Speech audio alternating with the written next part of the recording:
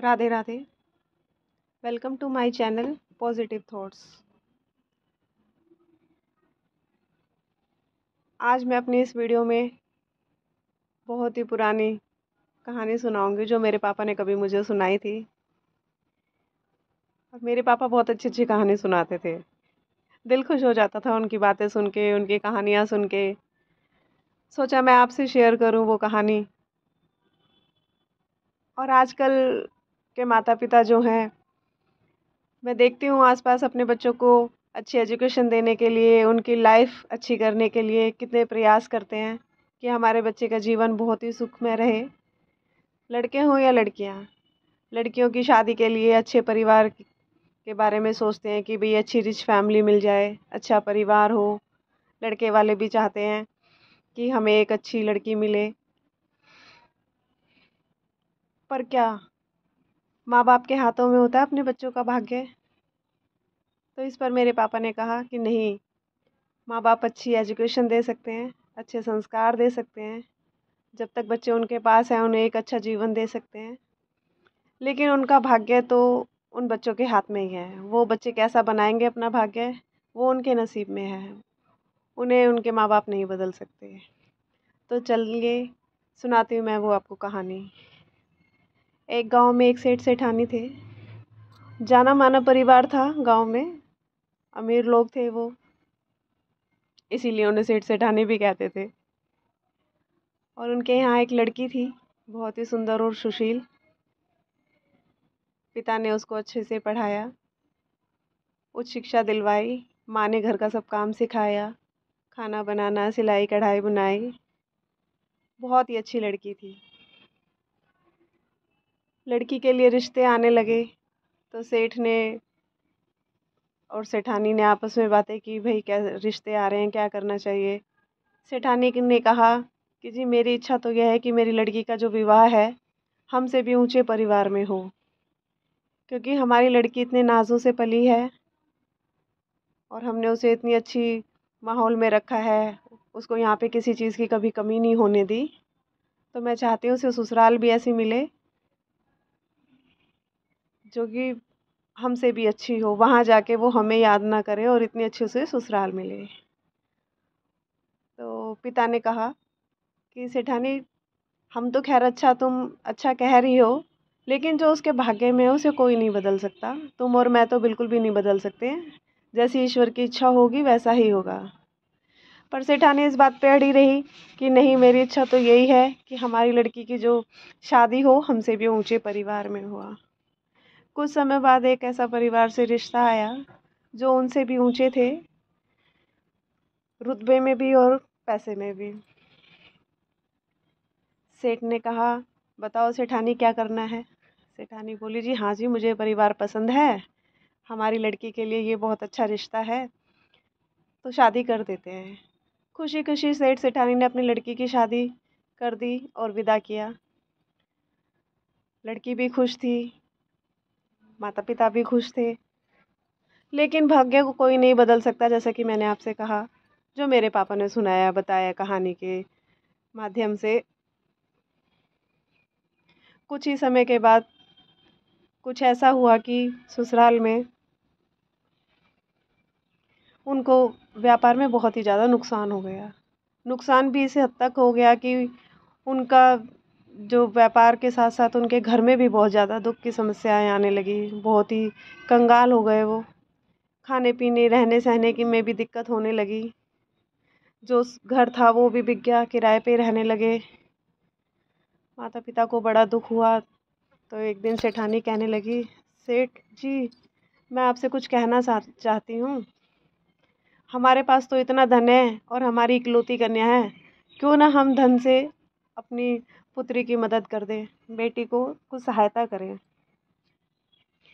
सेठ बोला, सेठानी हम तो मदद कर दें, पर हमारे दामाद जो हैं वो बड़े खुददार हैं, कहीं उन्हें बुरा ना लग जाए।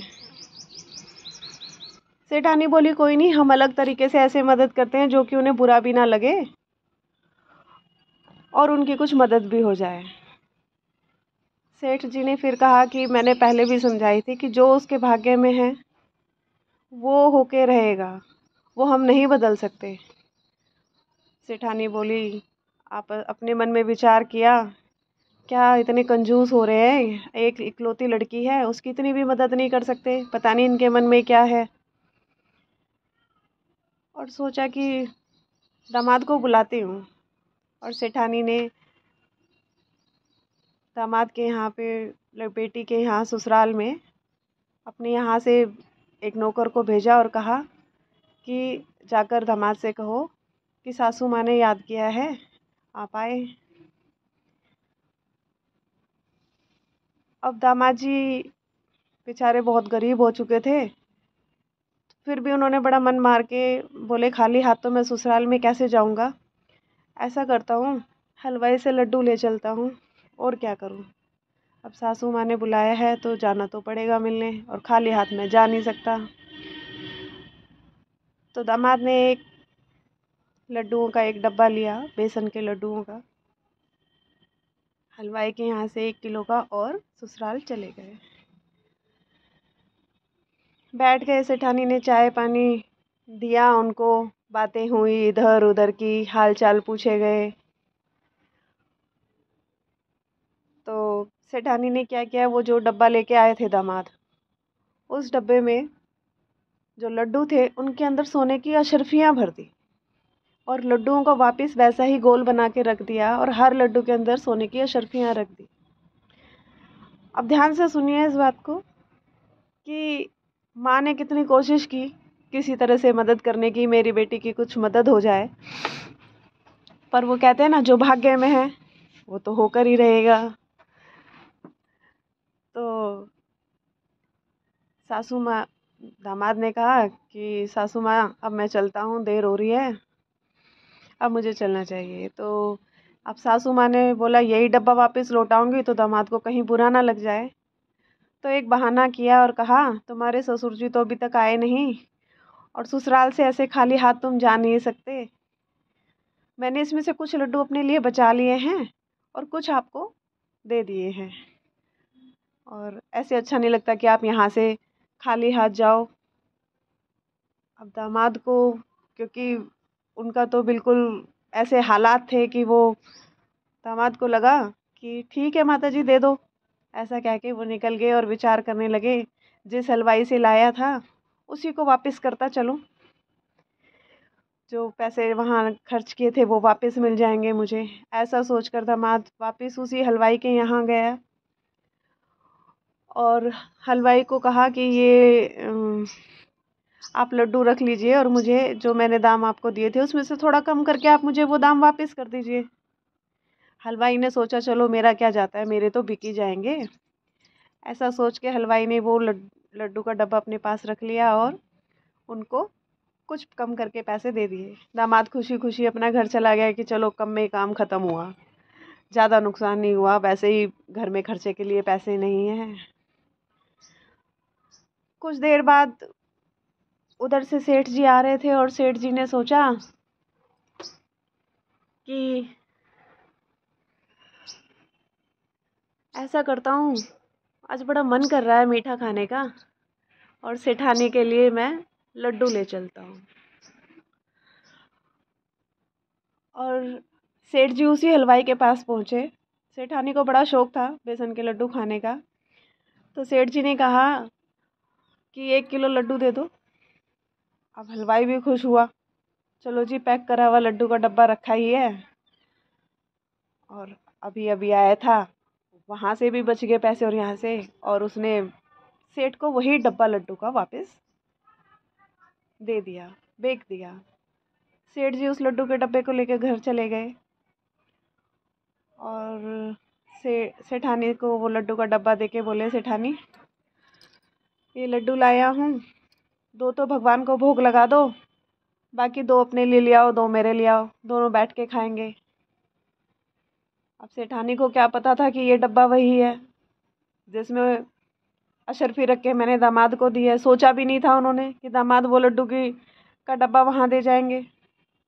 अब 2 भगवान को लड्डू चढ़ाए, और अपने लिए और सेठ जी के लिए लड्डू प्लेट में रख के लेके आ गई। जैसे ही दोनों ने लड्डू खाने के लिए मुंह में डाला, वैसे ही दांत के नीचे कटाक की आवाज़ आई।